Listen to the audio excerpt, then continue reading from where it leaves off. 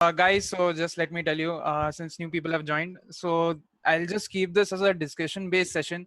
We're just gonna talk about different movies, different like we're just gonna explore the world of comedy through movies and skits and all that. And I'm just gonna ask your opinions as well. So I just don't want it to be a one-sided session where I'm just talking and all. So let's just bring our own ideas as well, and I'll try to tell you whatever I've researched, and whatever I know about it, I will tell you on this session. So let's just keep this session a very chill session today. Uh, all right. So let me just share my screen. Uh, tu- tu- tu- tu-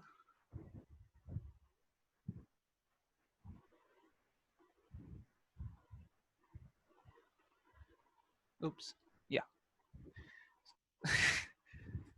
That's a. Uh, just a second. Yeah. All right. So, 50 Shades of Comedy. So let's begin. so yeah, let's just talk about comedy in general for now. Let's just start with it. So humor has definitely existed since ancient times, and like on it's a very universal thing. And obviously, like, not many people will not understand each other's culture or language, but definitely humor is there in every culture, every aspect of our world. And I mean, it helps us with it definitely helps us cope with pain, stress, and adversity. And comedy is again a very pervasive thing. It's like a very universal kind of a thing. And yeah, I've included, like, the oldest joke ever recorded is the saying of the Sumerians, who, it goes like, something which has occurred since time immortal, something which has never occurred since time immortal, a young woman did not fart in her husband's lap. So that's there you go, that's your oldest joke. um, and What makes things funny? So usually, what do you think jokes are like? Why do you think jokes are funny?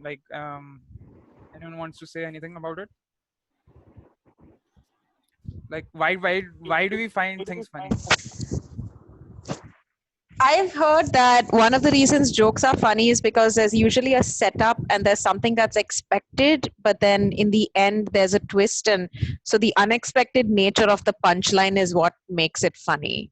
Yeah, yeah, So yeah, exactly. So yeah, that's why. I mean, usually in like when you're telling a joke to someone or something, so usually there's a punchline, and the concept of punchline is that it's something surprising. It's something that you won't expect. On the contrary, there are anti jokes as well. Like, for example, why the joke? This is a very common joke. Why did the chicken cross the road to get I, to the? Sorry. no, I was like, are you expecting us to finish the joke, but then you started finishing it, so I didn't. You know how to I finish it. mean, don't we all know big to get to the other side? Exactly. But if you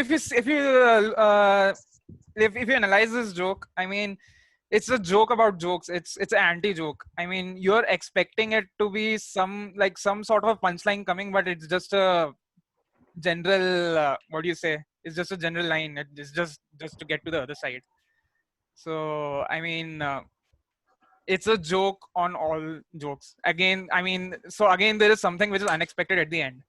So I've seen, there's this TED talk by this guy called Peter McGraw, which he explains what, like, how, why do we find things funny.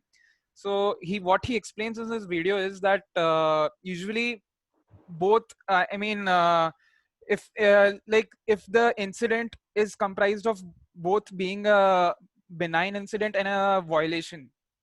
So as in, by benign, by violation, as in it is like violating, like something is wrong with that incident, like something which we don't agree with. Like, for example, a car getting like for example, an accident happened where a guy just moved his truck inside a church and just killed one of the poor guys there. So the way right now, obviously it's a serious situation, but if it is tell in a very, if that particular situation is displayed in a comedy show, and and in a very harmless, in a very benign way, then it becomes, the tragedy becomes comedy. So when a situation is both benign as well as a violation, it becomes funny. So let's just I'll just see if I'll just how Peter McGraw explains this. I'll just click on the video and try to show you. um I think you'll have to share it with Sam because you are not hosting, so it will not come. The audio will not come at least. okay, the slide was visible. The slide Just is visible, but with right. like what happened to me, you have to share it with Sam so he can play it. Okay, so I'll share it with Sam.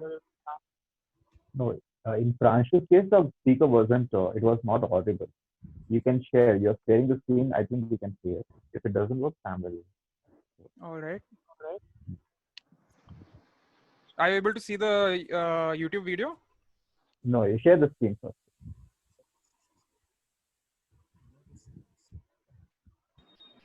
We can just see the tabs. Nothing below that is visible. Oh, okay. That is just a sec. Now? Nope. Yeah, Yeah, your entire desktop. my entire desktop. Great. Damn, man, I'm going to share the link to you. You do All right. what it's required. Cool. Okay. So just a second, let me share in the chats. So you guys understood the concept behind the intersection of benign and violation. Did anyone understood that? Or I'll just play the video and people will understand eventually. Understand it. So what I understood was that a violation is something that is not common and that is not generally accepted. So it can be a bad thing like a tragic accident, which is sad or tragic. But when you put a harmless twist on it and you make it sound benign, or you tell it in a way that it is not it sounds not sounds tragic or something, then it becomes funny because now it is both different and harmless. Is that sort of right? Could you yeah. say that? Could you say that again? I missed some of the idea. So basically, No. Can you just, whoever said that, can they Okay, just okay. repeat their whole? Okay, sure. So what I said was violation is something that is different, or that is wait, I'll also start my video. So violation is something that is uncommon or that is different, and that can be a sad accident, a tragedy, or something that is not that's not a laughing matter. But when you speak of it in a benign way or in a harmless way, and you bring out the details in a way that it is not any more tragic or sad, then it becomes funny because now it is both different and harmless at the same time. So is it what you are saying when violation and benign? yeah, very close. Yeah.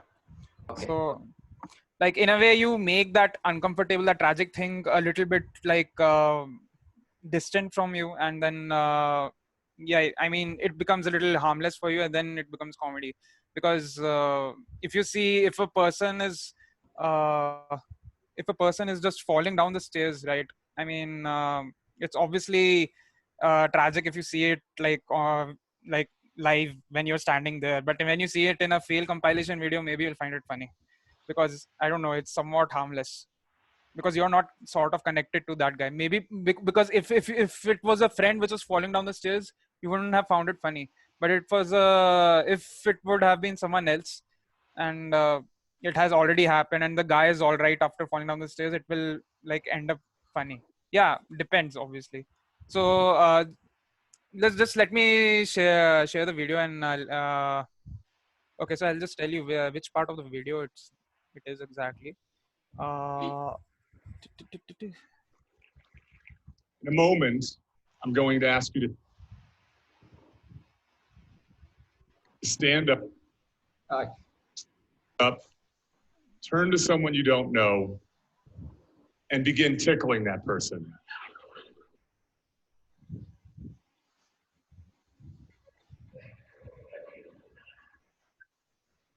Okay.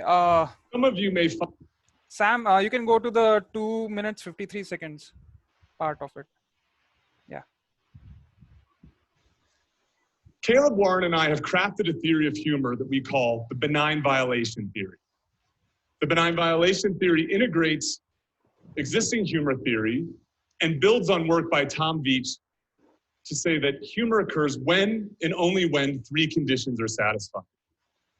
A situation is a violation, the situation is benign, and both of those appraisals occur simultaneously.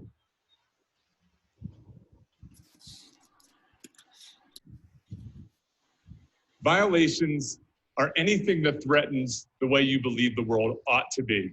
Simply put, something seems wrong. Violations take many forms, ranging from violations of social norms, such as a TED speaker asking people to touch each other, to violations of moral norms, such as Keith Richards' claim that he snorted, among many other things, his dead father's ashes. There's many ways to make a violation benign. We've studied 3. One way you make a violation benign is to not be strongly committed to the violated norm. This explains why a bunch of non-religious academics may laugh about a church giving away a Hummer SUV. Another way that a violation can be benign is if it's psychologically distant, such as if it occurs to someone else, happened a long time ago, or just doesn't seem real. Yet another way that a violation can seem benign is if there's some alternative explanation that somehow makes the violation okay, as occurs in the case of play fighting and tickling. The benign violation theory predicts that primates laugh when play fighting or tickling because both are mock attacks or threatening situations that also seem harmless. The theory also explains, in addition to what is funny, explains what is not funny and distinguishes between the two meanings of the term not funny. Situations that are purely benign are not funny. There's no threat there, and explains why you can't tickle yourself. You can try it. It doesn't work. Situations that are pure violations, or what we call malign violations, are also not funny. So that creepy guy who's kind of sitting close to you, who looks pretty eager to tickle you, there's nothing okay about that situation. So Sam, I guess that's it. So I guess I hope you got a gist of that benign and violation kind of thing. So let's just go ahead. All right. Sharing a screen is just a headache, man. What was the name of that person who was Pete- talking? Peter McGraw. Okay. I've mentioned it in the slides. Are you able to see the slides? Yeah. All right. Cool. So let's go ahead and yeah, I just wanted to include this quote as well because it's just had to be included. Explaining a joke is like dissecting a frog. You understand it better because but the frog dies in the process. So that's what we are doing today, and we are killing the frog by dissecting it. So let's just go ahead. Yeah. So now. There are sort of so many, like there's a plethora like genres of comedy, so I just cannot obviously list all of them, and we don't have the time to go through each of them, but I hope that people here have general idea of what are the different types. So yeah, so let's just see, like I've listed a few genres. Shoot me some genres if any one of you know what are the different comedy genres that we have. Observational, then one is story. Observational. Anecdotal, yes. Anecdotal, yes. Horror comedy, Horror comedy, yes. romantic Cringe comedy. comedy. Cringe comedy is quite popular these days. Cringe I comedy. hate cringe Uh, comedy. Like, it is the one version of comedy that I cannot stand. Cringe Like, comedy. Yeah, you but show me one episode of Curb Your Enthusiasm and I'll run to the other room. yeah, I can't handle it. but then you agree it's quite marvelous. I mean, cringe No, comedy. I do not. I do not agree that at all. I mean, how situations go downhill, it's just a thing to see. And yeah, I mean, if people have seen, Curb Your Enthusiasm is a really good example of this. And The Office can also be like thought of a very good example of cringe comedy, like how things can get worse, and you can't just help but laugh at it because the situation has already gone downhill so fast. So uh, okay, so let me just go ahead with this. So we'll first see satirical genre of comedy. So basically, satirical, as per Google, it is defined as the use of humor, irony, exaggeration, or ridicule to expose and criticize people's stupidities or vices, particularly in the context of contemporary politics and other topical issues. So, like, basically, it's a way to mirror the society, to mirror the faults in it, using comedy as a medium to do that. So these I don't know if you have seen any of these movies. People Alive was a very good example of a satirical comedy. If anyone has seen it, it's a very very brilliant movie. Although it didn't make very like a good number in box office. And Humble Politician Nagraj was obviously one good example of satirical comedy. And then we have Jojo Rabbit.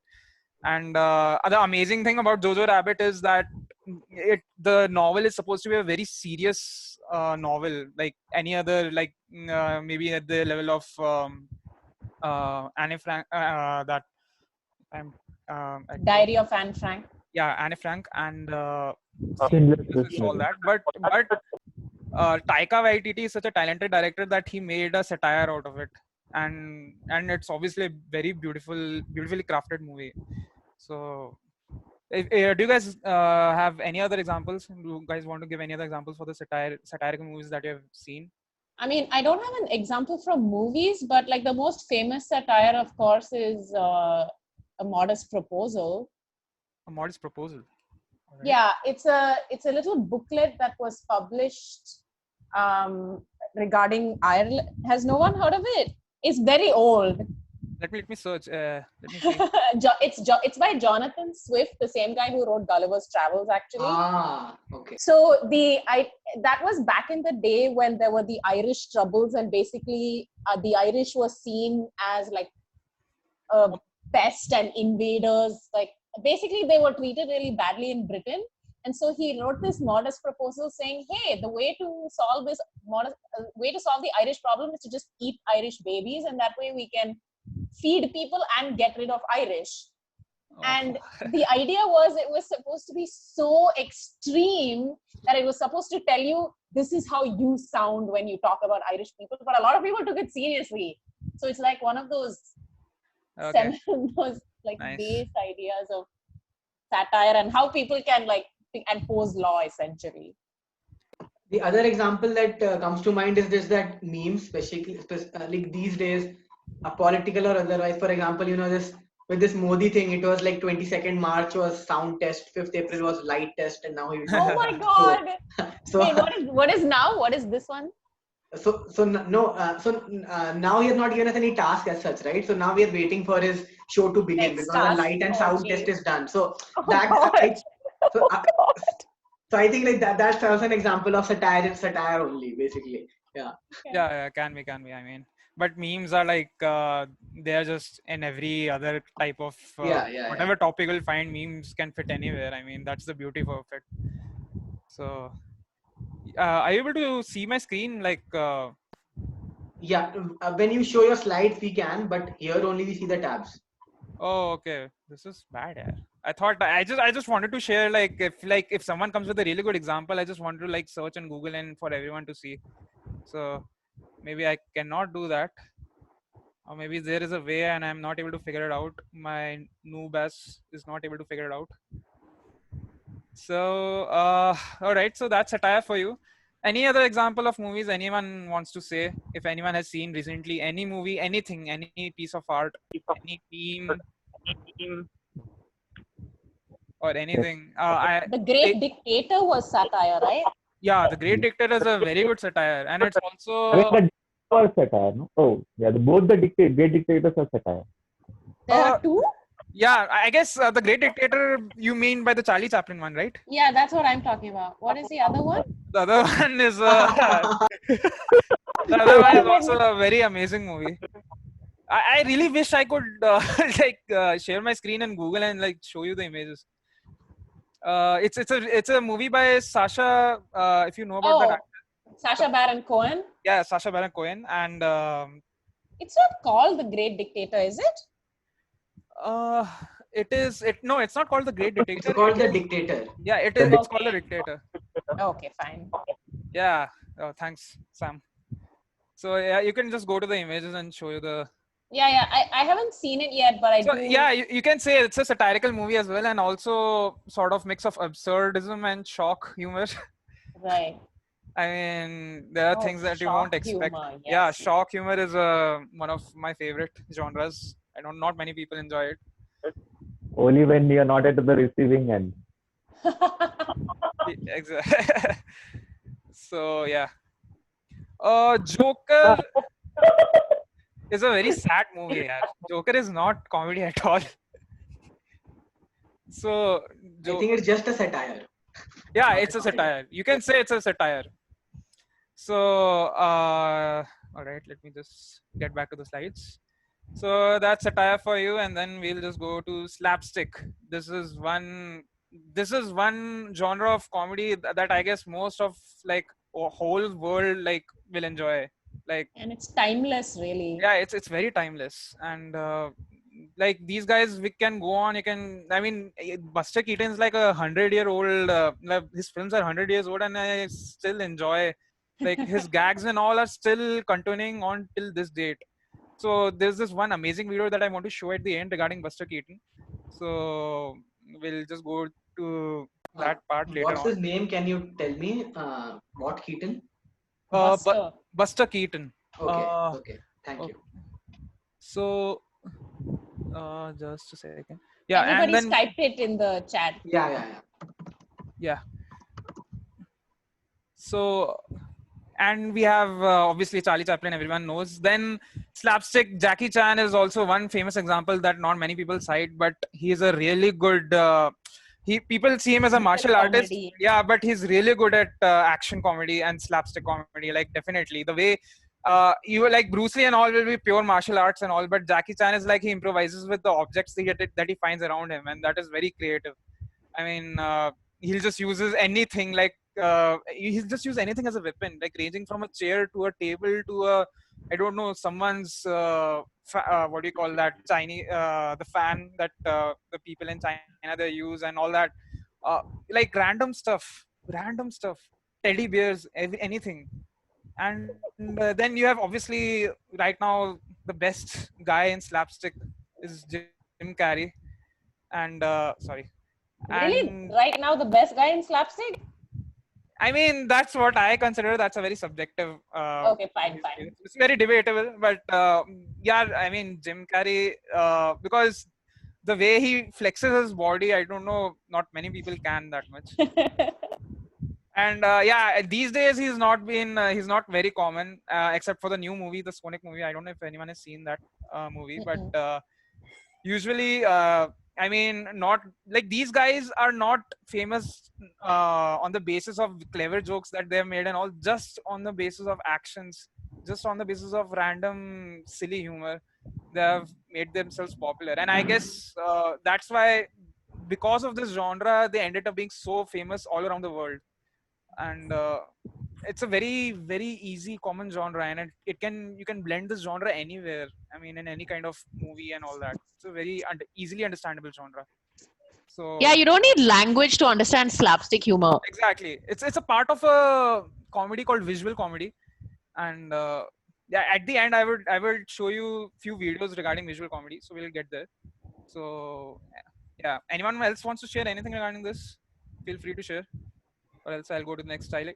Those shows like mentioned Tom and Jerry or Roadrunner. Yeah, and exactly. Oh Yeah. yeah, slapstick. Yeah, the cartoons that we Yeah.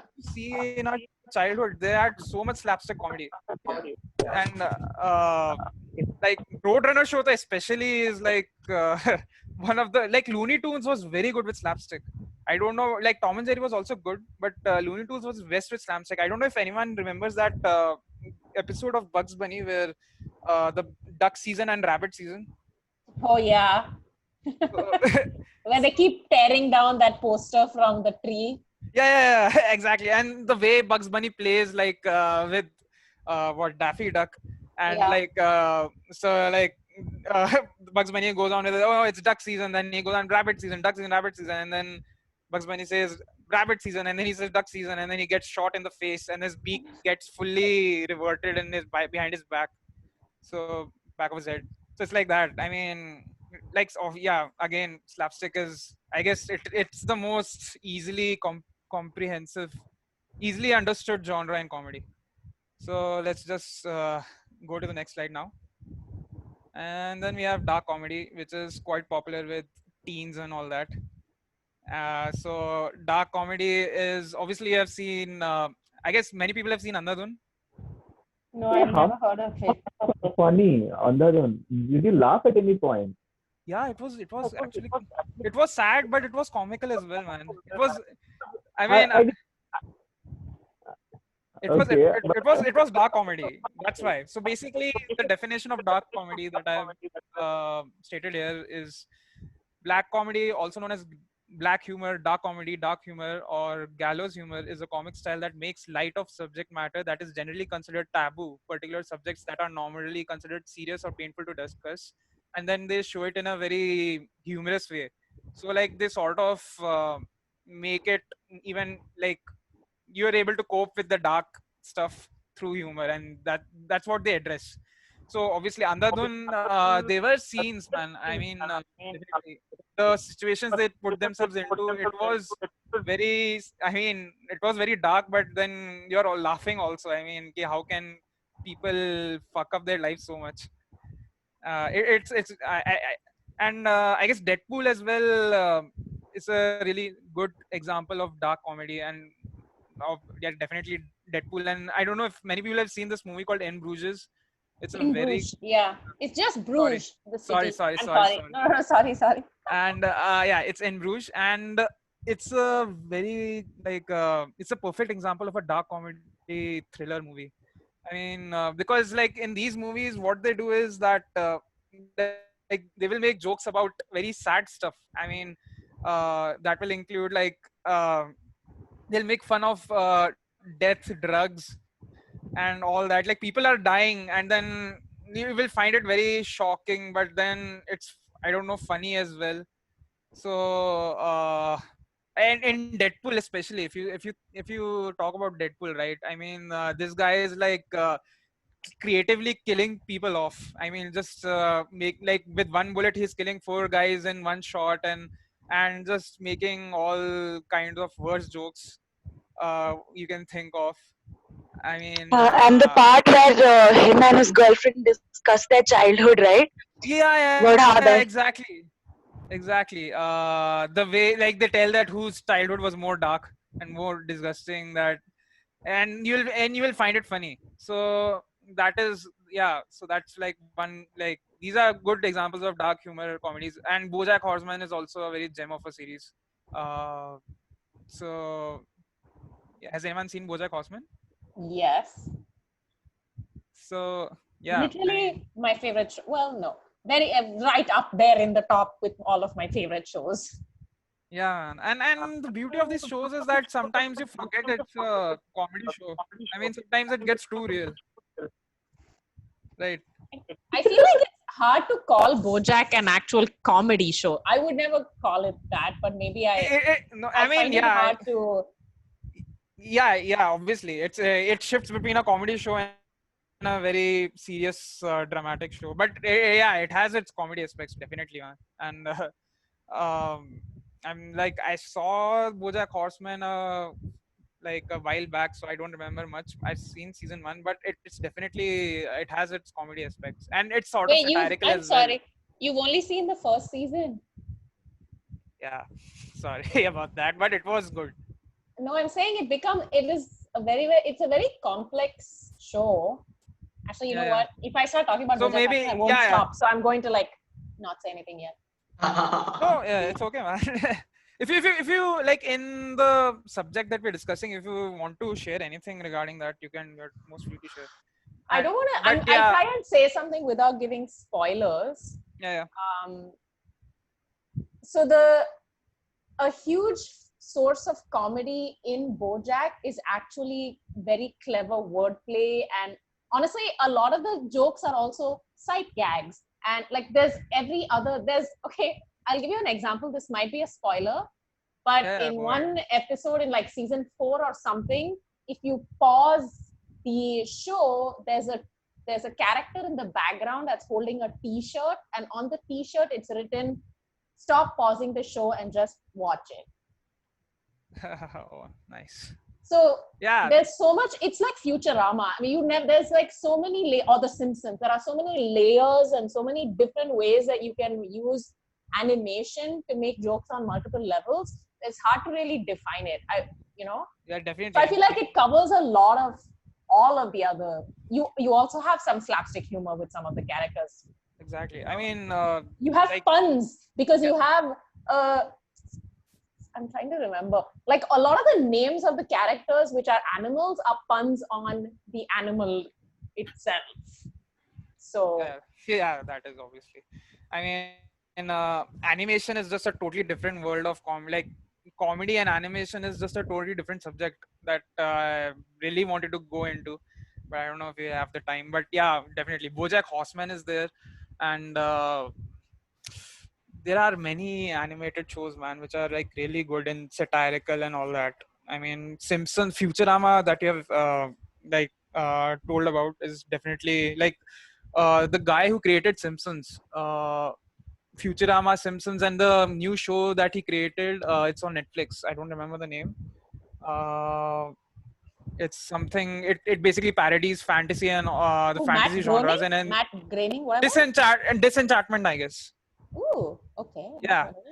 That guy only. Yeah, that's the same guy, I guess. He made Rick and Morty, right? Yeah. No, he didn't make Rick and Morty. Rick and Morty is made by Justin Roiland and one more So guy. this is Matt Groening or Groening or however you pronounce it. Yeah, that is Matt Groening. So that guy, yeah, definitely. That guy was the guy who makes Disenchantment and Simpsons also. So if you say Simpsons also relies in the genre of satirical and sometimes dark, and like holy in shit, these dark. Pranshu! My God! I'm sorry, I just read his joke. Sorry. Oh my God! Horrible. Oh, Lord.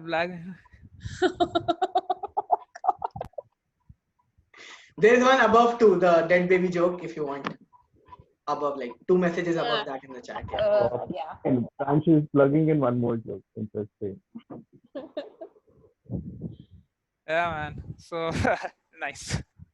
Good joke. So, dark comedy. Yeah, dark comedy. Black comedy even. Sorry. Yes. Exactly. Yeah. So yeah, let's just go on to the other stuff, other parts. The most popular genre currently going on is the situational comedy, also known as the sitcom. And I guess pretty much everyone here has seen it.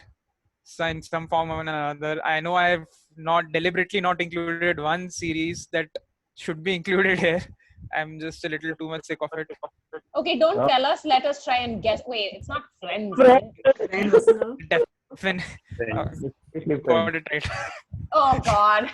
Thank you for not including it. Seriously, I mean that's just one show I'm just totally sick of. I mean, it's a good show, I will admit, but it's very overrated. And there are definitely better shows out there, and few of them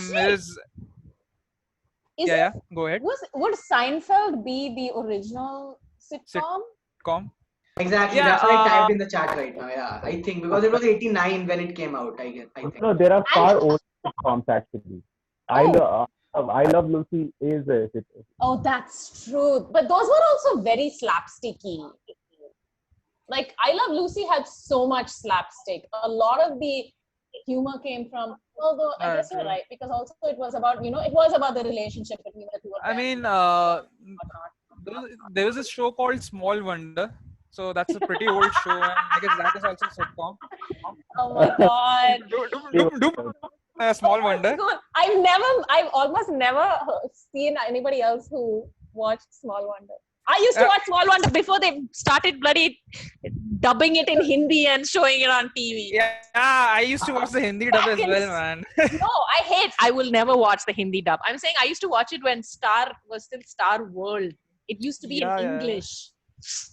Star World. Yeah, but I guess me Privilege coming dog. from North, I guess I used to like only I used to know at first I thought that it used to come in Hindi only because I was a kid. I was a very small kid, and then later on realized, oh shit, yeah, these are American people and they speak English. But yeah, so Small Wonder has been a part of my childhood, and it's a very old show, and I guess it's considered sitcom. So basically, sitcom is yeah, those shows which have that laughter track in behind. So basically, you call those shows sitcom, but then shows like Arrested Development, Office, and Brooklyn Nine-Nine also come in that category. So by definition given here, it's just it's like by Wikipedia, it's just saying that sitcom clipping for situational comedy is a genre of comedy centered on a fixed set of characters who carry over episode to episode. So yeah, according to this definition, then Office and Arrested Development and Brooklyn Nine-Nine also fall into this category. And like Always Sunny would be. Always Sunny is again satirical and Okay. dark sometimes. I haven't seen it. I haven't seen all the episodes, so I cannot tell much. But yeah, There is 70 show as well. yeah, 70s show Oh as well. yeah. Gosh. Kelso! Guys, which is that show, guys, where there are 4 people and they have to do task, and whoever loses at the end also. Rodi. Oh no, Huh? I know. Impractical Jokers. Yeah, Impractical Jokers. yeah. That was fucking hilarious. Which category is that? That is the That is reality. reality show cringe comedy. Is that No, like but Is it like Jackass? Definitely I've never heard of cringe this show. comedy. But isn't it also like situational because they're creating situations? Maybe I don't know. Yeah, that's what I thought initially. What I situation? I believe situational comedy is you have ordinary life and then situations in that Right. context are like bring the comedy. Like everything else is normal and then there is a story and that's funny. Okay.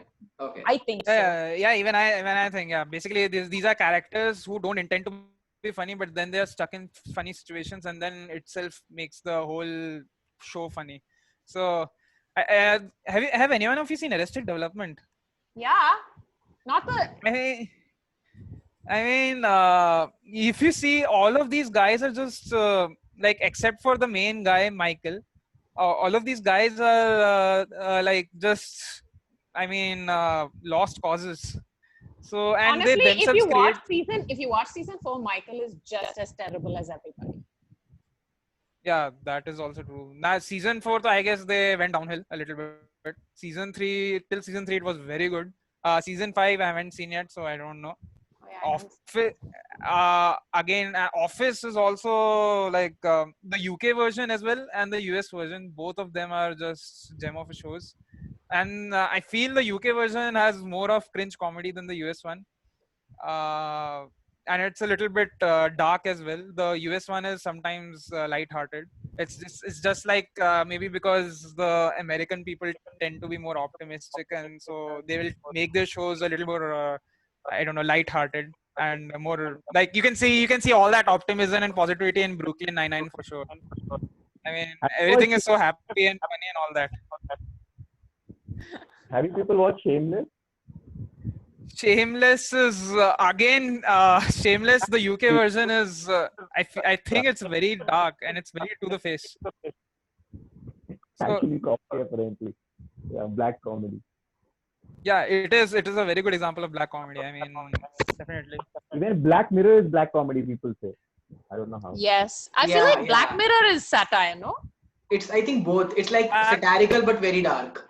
But it's not really comedy, I mean, no? I feel like lots of I don't think satire can be dark, no? Like it is satire on the real world, situation yeah. and how the society works, but it takes Right. it to a dark like dark area. So it's like both satire and dark for me, I would say. I mean, I feel like that can be inherent to satire. Like you Yeah, can yeah, you yeah, can yeah. take satire in those two Yeah, directions. yeah.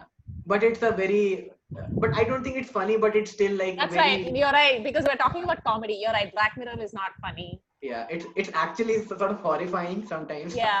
I don't even. I don't think so. Black Mirror is funny at all.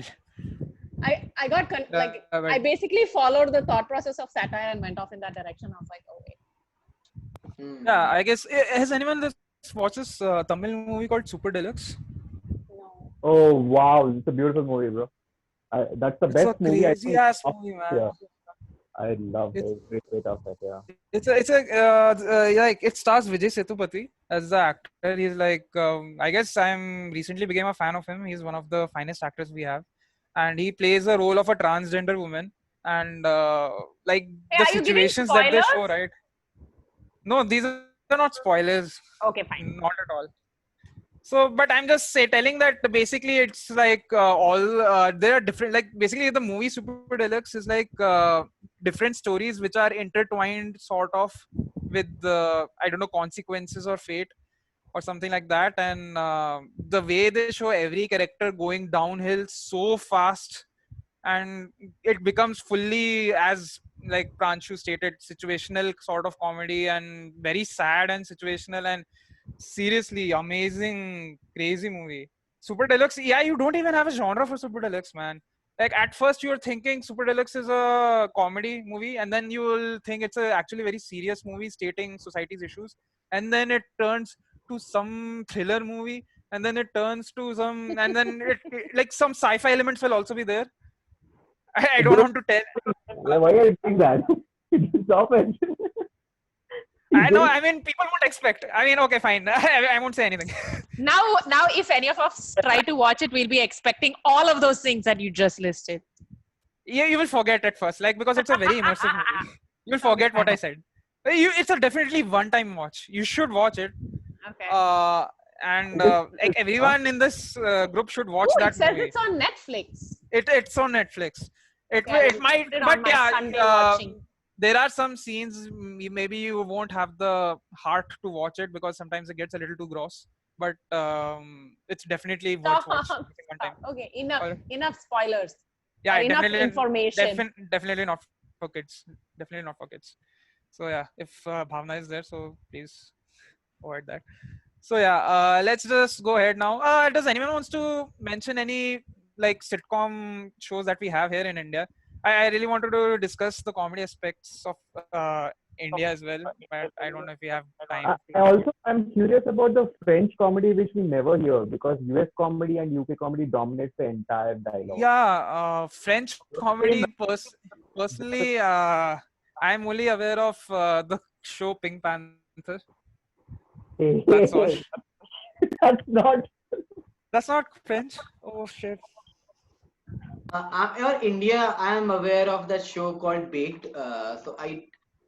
Baked. It's like a web series.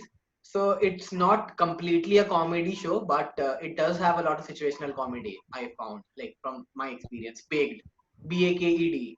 Yeah, I guess. Have you watched it? Like has Yeah, anyone? Okay.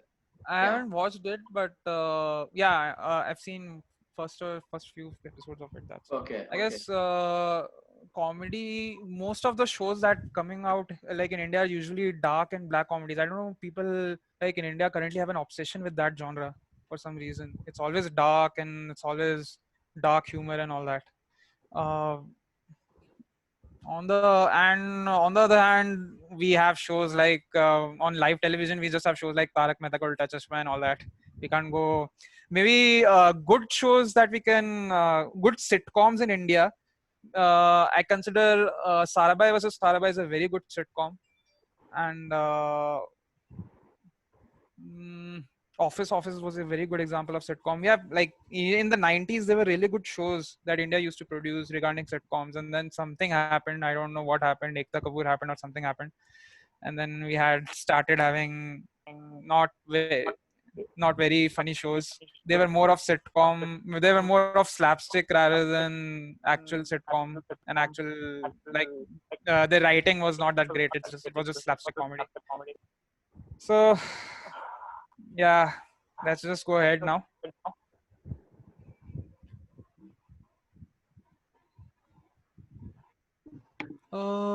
Absurd and shock. Yeah, this is one of my favorite genres. So, anyone has seen any of the shows that I've listed here? 3 out of Yes. 4. Not the Eric Andre show and not too Courage much the of South Cowardly Park, Dog. but 100% Courage the Cowardly Dog. Yeah, because the Cowardly Dog is a very good example. It just popped in my mind because it's a show for kids, but they managed to make it so absurd. They managed to get the absurd and shock humor into it so well. So I really have to applaud the creators for that. I don't know if anyone has seen that, like the first episode of Courage the Cowardly Dog called that. There's this guy Invasion. The who's like, Chickens from Outer Space is technically the first episode because it was a short on Toonami or whatever. What a Yeah. cartoon. Oh my god, I'm so old. Anyway. yeah, I think if anyone has seen that show, that episode where this barber comes and he'll cut your hair, Yes. he'll make you bald and all that. So it's a very creepy. like it's the What about perfect combination of- Return the slab. And that creepy fox. Yeah, the creepy fox also. And the thing is that it's creepy and funny at the same time, and I don't know how those guys managed to do that. So Courage the Cowardly Dog is a very, very like I find like the people behind it are very creative people. And again, South Park. So definitely, like if you see the first episode itself, if I don't know if anyone remembers it, I like if you know characters, That's the Cartman one and with Jesus and all. yeah, very first episode, like yeah. all sorts of offensive, the most offensive humor you can find, you'll find it in South Park. Oh yes. And Human Centipede. That was the worst. It's It like Wasn't the supposed to be funny, I don't think. Are you talking about the movie? no, not the movie. I thought it's serious. Like not the movie part, but yeah. But there was this episode where nobody Oh, I reads see. Apple Ew. agreement, right? And they force you to read the Apple agreement before you buy the product. And if you fail, then you suffer.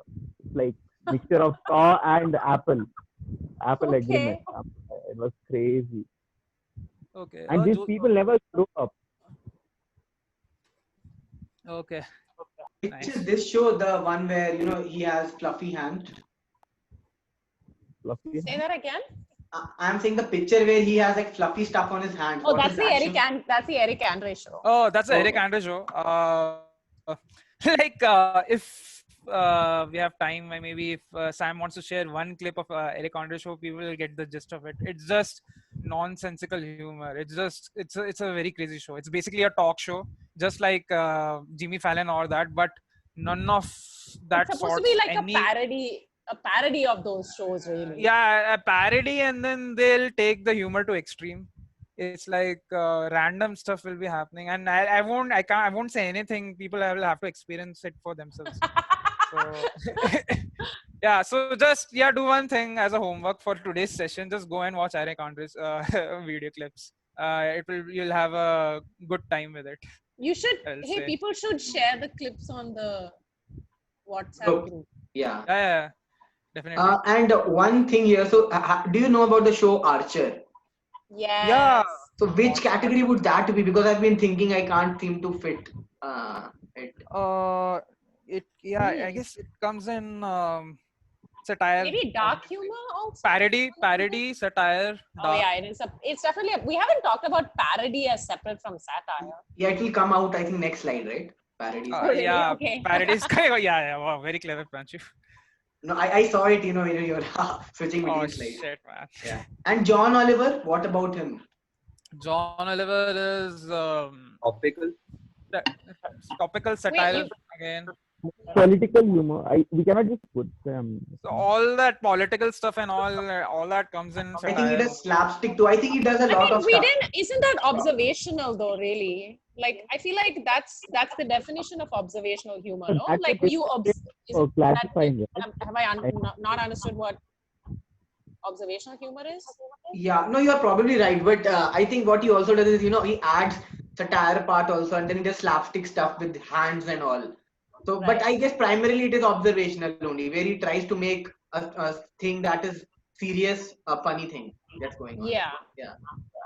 I mean, And that's what a lot of stand-up does, like Seinfeld Yeah. and stuff. Like all of the stand-up bits are them saying. Seinfeld is definitely like it's coming from Jerry Seinfeld's mind, so it's very observational.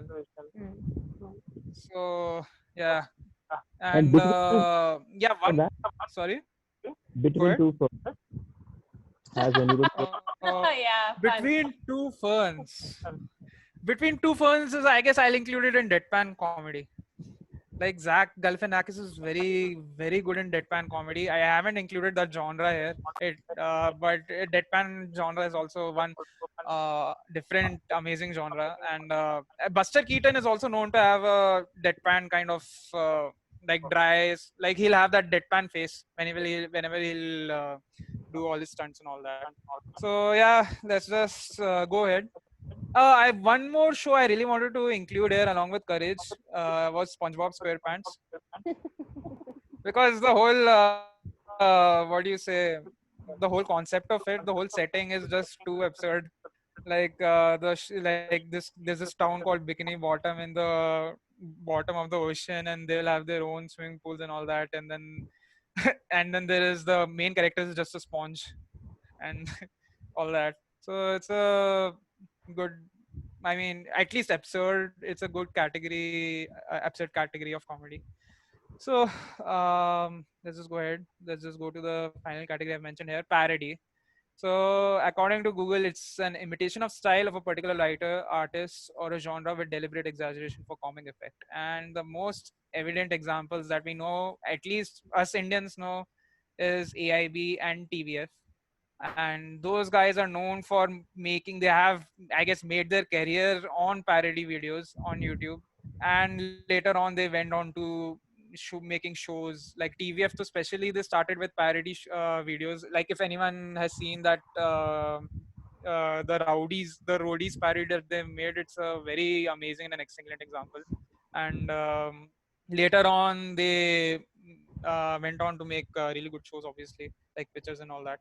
But parody is like it involves making fun of whatever is, like imitating and making satire out of it and all that. So that's what it is. And parody in US movies, there are like parody movies like what do you call, Scary Movie, and then there are other parody movies as well, yeah, spoofs, all that. But usually, right, I used to enjoy them when I was a kid because they were very silly and hilarious and absurd. But then now looking back, it was just quite dumb and stupid, to be honest. So It is very juvenile. That's the whole point. yeah, No? yeah, it's quite juvenile. Ben Stiller movie, yeah, there are very good parody movies. Like Tropical Thunder is a very good parody movie, I guess. Dodgeball, Satirical. Dodgeball, Anchorman. Anchorman, I yeah, think a lot of stuff that Will Ferrell shows up in has been spoofy. yeah, sort of. Like sometimes aspects of parody are there in really good movies. Like for example, right now superheroes is the current hot topic, so there will be a lot of parody superhero movies, and then they also they will they are not that bad, they're actually quite good. If anyone has seen Kick-Ass, like Kick-Ass is a 2010 movie, and it's spoofing all the superhero genres. Basically it will have all the superheroes in that movie will have no superpowers, they just want to be superheroes. And There's then that Scary Movie also, no, where they spoof the horror genre. yeah, Scary Movie is also there. But yeah, it's very juvenile kind of humor. Yes, I mean that was that whole series, scary movie, epic movie, teen, Yeah, not, all that, not another teen movie. yeah, all that I used to enjoy when I was a kid. Definitely I used to enjoy it. There was that Twilight spoof also, which was very funny. I remember Twilight. The movie series. There was a movie made to spoof that. Yeah. I will say, I feel like not another teen movie might hold up slightly okay. Only, I don't know. I feel like I enjoyed it. Maybe I'm just remembering it fondly because of basically naked Captain America, but because Chris Evans is in it, not another teen movie. Okay. Yeah, I guess parody I feel is a very good genre when it's done in skits. So you don't take it that seriously, and that's SNL is known for doing a lot of parody and the way they do it. Like sometimes they will include actors from the movies to parody their own movies. Like if anyone has seen that Spider-Man skit where Andrew Garfield will parody his own scenes and all that. So it's quite good watch. So yeah, anyone wants to give any other examples for parody? Like these are just different genres that we have for comedy, and it's a like comedy has taken so many alternate forms, and it's a very, what do you say, it's a platform on its own to people to discuss their ideas freely with full confidence. I don't know, like it's very tough to do like I feel it's very tough to sort of tell your ideas, express your ideas with genres like drama and all that. But with comedy, it becomes easy for the person who is telling as well as for the person who is digesting. So in that way, I respect the comedy genre a lot. And uh, there's this movie called Train Spotting, if anyone has seen. I've And read there's the this book. movie. You've read the book? Yeah. Okay.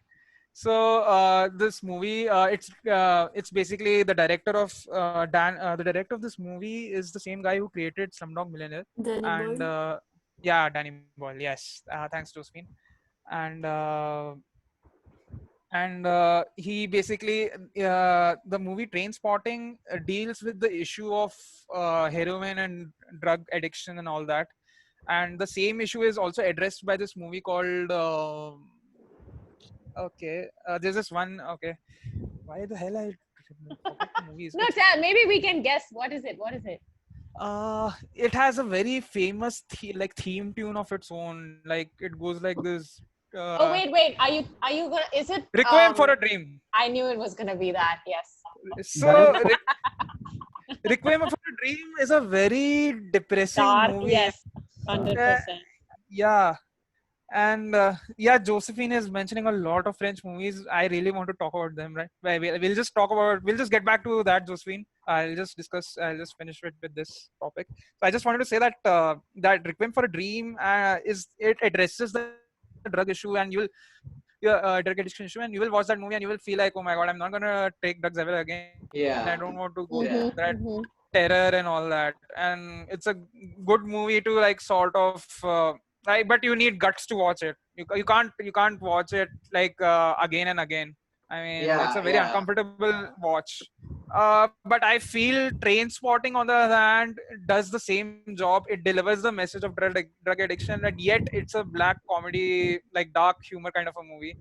And it really deals with that issue very well. I mean, and because it uses comedy as a platform rather than it doesn't like. There are very serious scenes in that movie. I don't know if anyone has seen it. I don't want to spoil that movie for you, but there are really intense dark moments that happen in that movie. But then after watching that movie also, and it's but most of the movie is just dark humor, and then after watching that movie you will also feel like, no, I don't want to do this drugs and all that shit. So I feel that comedy is a very it's a platform which can reach out to more people rather than drama and all that. So that's why like this genre is I respect this genre for that. So yeah. So I guess so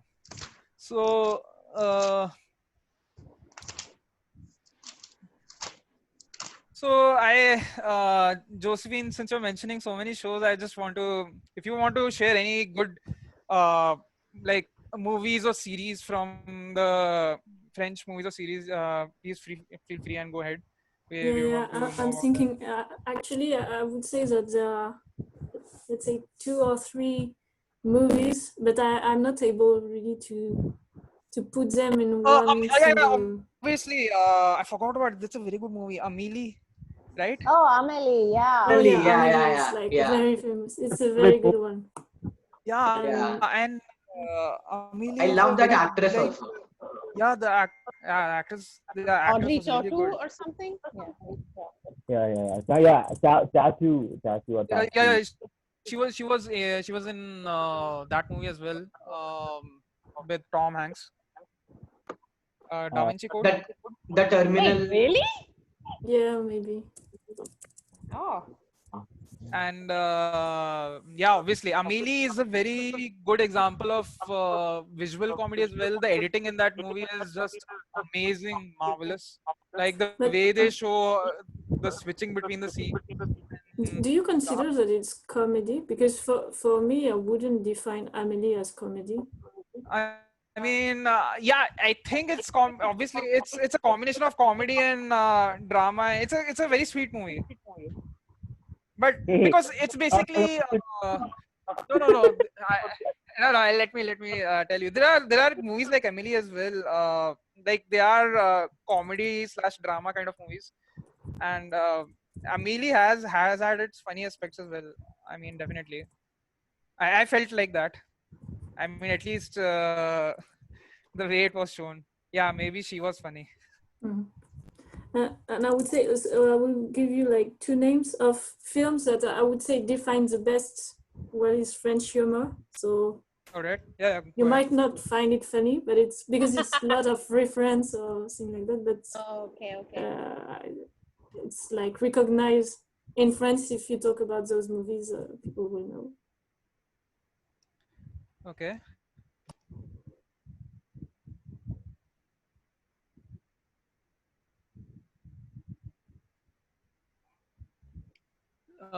Less Miserable is not funny. No, it's like Definitely traditionally not. one of the. Was that a joke? Actually, it's a good joke. Thank you so much. Yeah, it's a very good joke. I Because was I realized who typed it, and I was like, oh, it's a joke. Oh yeah, Asterix and Obelix. Oh Yeah. yeah. I've read the comic. Yeah. Unfortunately, not in French. I read it in English. Rene Goscinny and Uderzo. Yeah. And you Egypt. mentioned you mentioned few shows as well before as well, right? You can check Nulls, right? Nulls. Les Nulls. I don't know how you pronounce Hey it. guys, I feel like when you leave Zoom, anything that's in chat gets lost. Is there anybody who can like save this or copy these texts somehow? Yeah, there's an option to save the chat. How do I do that? Can I do it on mobile or only on my computer? I'm not sure. I've seen it on computer where when you open the app, right? So in the settings you can do it. Yeah, I don't have. Can someone else do that because I'm on my phone? Any chance? Oh, Sam has I done it. take screenshots whenever like I have to save the chat. I just take screenshots of the chat. I'm doing that. Share it in the group. Okay. Okay, thanks so much. Yeah. A lot of people have mentioned a lot of things that I have missed on the chat so much. Shit, man. Saronya has given me more FOMO in this 1 hour than anything else in my life. Oh no, I'm so sorry. It's because I'm old, yo. I've had many years to watch these things. Just give yourself some time and you can catch up. It still hurts just as much. Jharna, Super Deluxe is in Tamil language. You've asked this question here. Oh yeah, I answered it already. Okay. All right. So yeah, so that's so we'll just go ahead. So let's just end the session now. This is the last section of it, the art of visual comedy, and like these are I just want to show you these two videos by this guy. Like he has this channel called Every Frame a Painting. I don't know if anyone knows about that channel, but it's a very like if anyone is right. Yeah, Sorry, I got distracted. I love the channel. Yeah. Yeah, so it's like if anyone is interested in filmmaking, no, like, or if anyone even he's not interested in filmmaking, maybe this guy will generate interest. Like the way he crafts the videos is so beautiful. So I'll just ping these two links to Sam, and then he'll play the videos, and then we'll end the session. These are okay. How do I copy it? This was a lot of fun. I actually was expecting that people would do stand up because that's what you guys have been doing, no, all these days, and I missed all of Yeah. it. Instead, I Yeah, just like had a chat among friends, like, oh, have you seen this show? What about this show? Oh yeah, yeah, so great. yeah. It was just like, I know, man. I was going towards that direction only because I'm not skilled in anything else. Since it was a peer discussion week, so I had to present something. So I'm presenting this. So let's just consider today's session like just a chill podcasty kind of discussion session. That's all, just to share some knowledge. So I'll just share this. What do you call this link with Sam? Just a second.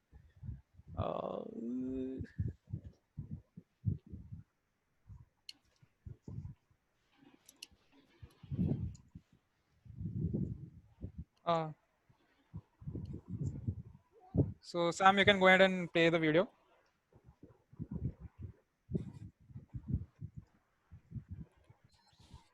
Hi. What?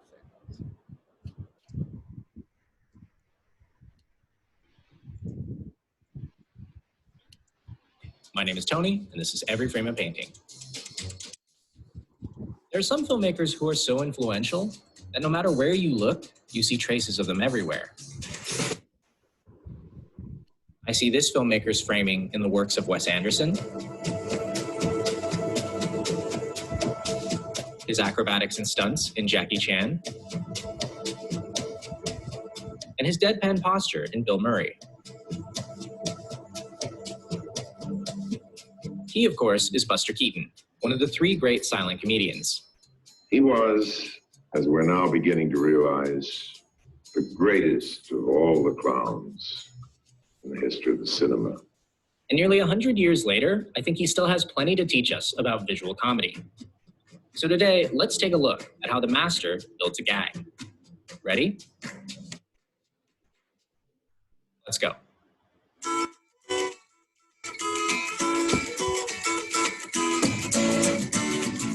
The first thing you need to know about visual comedy is that you have to tell your story through action.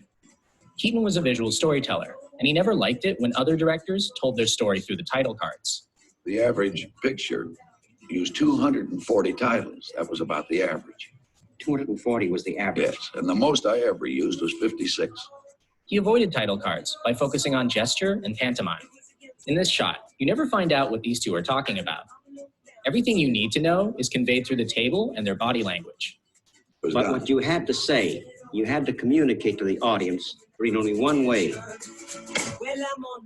Through action. That's right. We eliminated subtitles just as fast as we could if we could possibly tell it in action. Keaton believed that each gesture you did should be unique. Never do the same thing twice. Every single fall is an opportunity for creativity. But once you know the action, we come to the second problem. Where do you put the camera?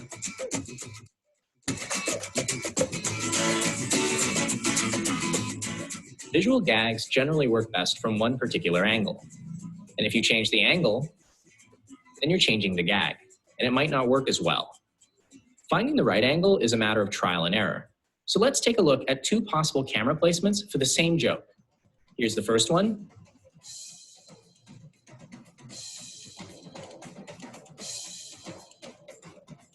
And here's the second.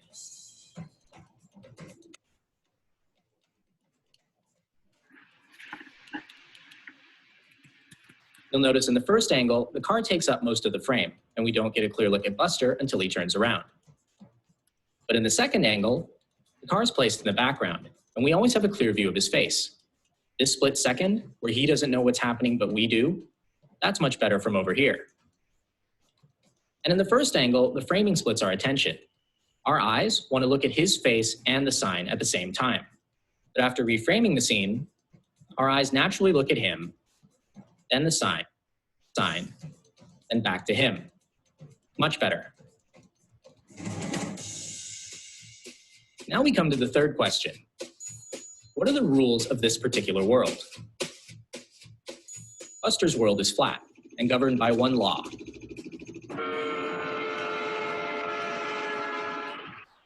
If If the camera can't see it, then the characters can't see it either. In Buster's world, the characters are limited by the sides of the frame and by what's visible to us, the audience. And this allows him to do jokes that make sense visually, but not logically. A lot of his gags are about human movement in the flat world.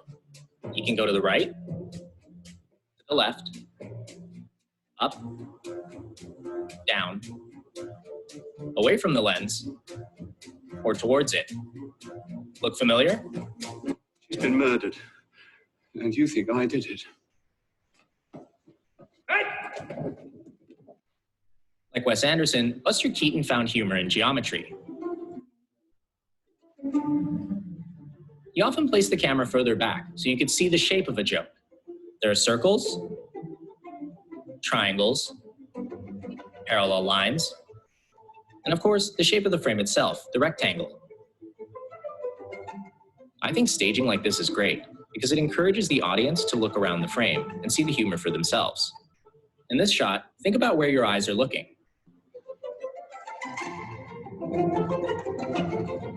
Now, where's he? Some of these gags have their roots in vaudeville and are designed to play like magic tricks.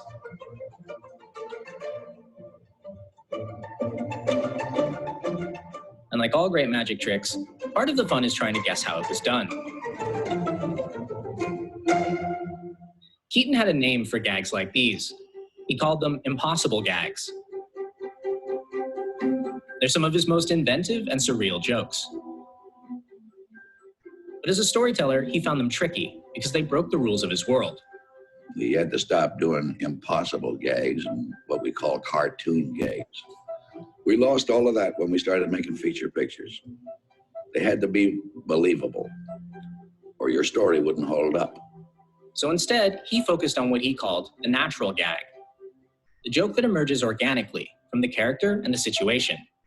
Consider what he does with this door.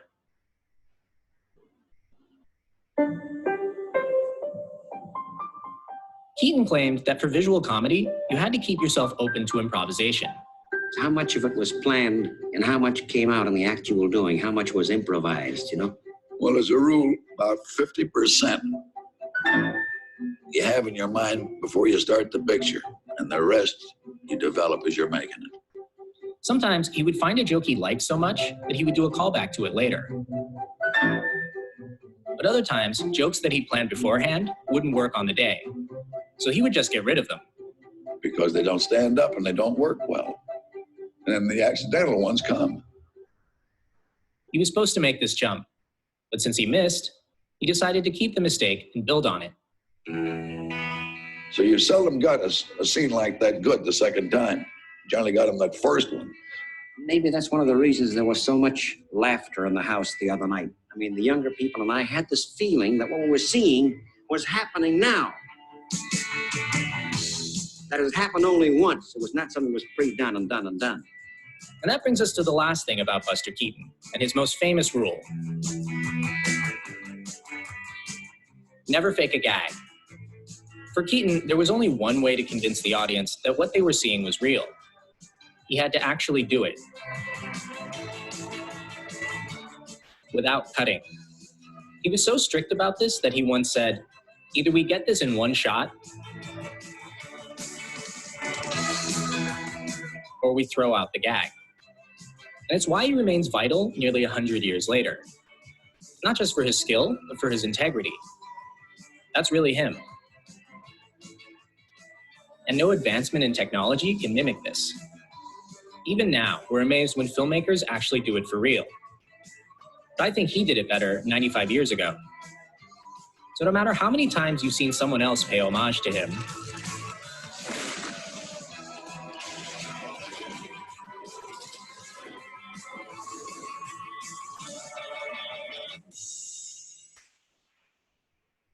nothing beats the real thing.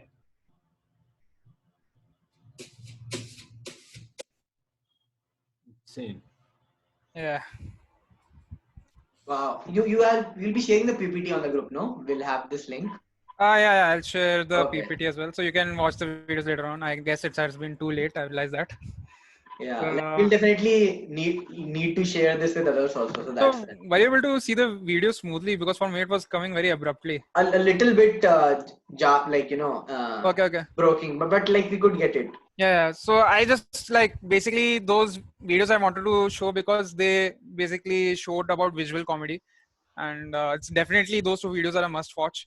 So it's like just telling how visual comedies is so important, and not many movies are actually following it these days. So I'll just share the PPT and you can go through the videos. It's definitely, I guess you should, everyone here should go through it once. It's definitely worth watching. And the channel, Every Frame of Painting itself is a very good watch if anyone is interested in filmmaking at all. So you guys can go there and watch it. So yeah, that's it for today's session. I hope you enjoyed it a little. I tried to sort of have it in a discussion format. So I don't know how it went. So let's see. It's great. It's great. Really good. Especially the last Alright. video was insane. Okay. The car. Alright. So now you have to read that. Oh, thanks, Jarna.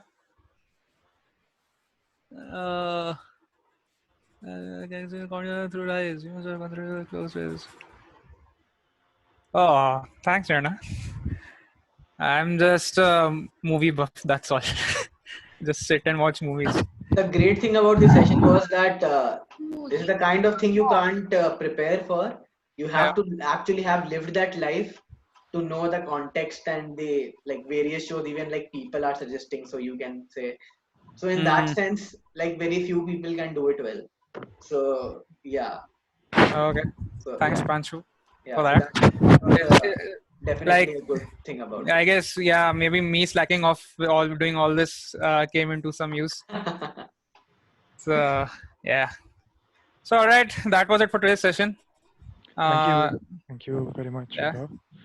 So, any final comments anyone wants to say, they can surely shoot. Can you just repeat that movie that you were saying is good for the movie makers? It's I'll just mention it here. It's Every Frame a Painting. You can just search this name on YouTube, and this is the channel's name. You can just go through all the videos of him. So he just crafts his videos so beautifully. I mean, they themselves are like, you can watch it again and again. So this is one more video that you should watch if you're interested in editing. I'll just post the link here. Just a second. Every Frame a Painting. This guy has like analyzed everything, like from Looney Tunes to anime to all the old movies, Japanese movies, all that Akira Kurosawa movies, everything. And which guy? The guy that Every Frame a Painting. Painting. Okay. Yeah. So this is one of his favorite videos of mine. If you are interested in animated movies and all that, so I'll just try to share the link.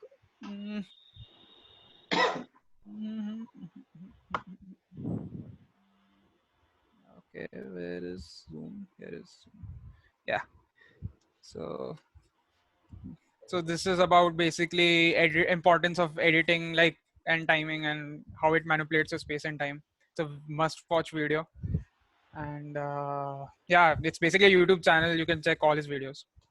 So yeah, that's all. Back to Sam and Anvesh. Thanks for having me here, giving me the honor to present some part of my life that I like. So back to you. Very nice. Thank you guys so much. Yeah. Thank you so much. Well, that sounded different. Okay. All right. Thanks, Siddharth. This was really interesting. So tomorrow is our Blue Room session. So shooting shit, right? That's the actual Blue Room session. And I cannot go beyond 7:15 for sure because I have a podcast recording. Yeah. I guess I overlapped today. Yeah, so that was bad on my part. No, not today. Like usually our Fridays Blue Room session goes for like 3 hours. Oh yeah. That is also true. You can't do that. Yeah. Yeah. There's a separate WhatsApp group called Blue Room. I think you missed it. I'd already put it up on WhatsApp group. Probably Anvit can start it too. So that has like Krishna and like all like that's Vishnu, there are two comedians tomorrow. Yeah, there are two comedians tomorrow. So Krishna and Vishnu. Vishnu. Right. Okay, so it'll be fun. So it'll be pure. So Fridays have become this Blue Room thing now, right? Where it's mostly stand up. Get to watch comedy. Yeah, I mean, yeah, anything that they say is comical. So, so don't be a written one. But yeah, it's called shooting shit, right? So basically, we are just like shit talking, and it usually turns out to be really fun and goes for 3 hours, but not tomorrow. All right. Okay. Thanks, guys. See you tomorrow at 6. Done. Yeah. So now. All right. Thank you, guys. Thanks, Bob. Just share those things with us. Yeah. All right. Thank All you. Bye.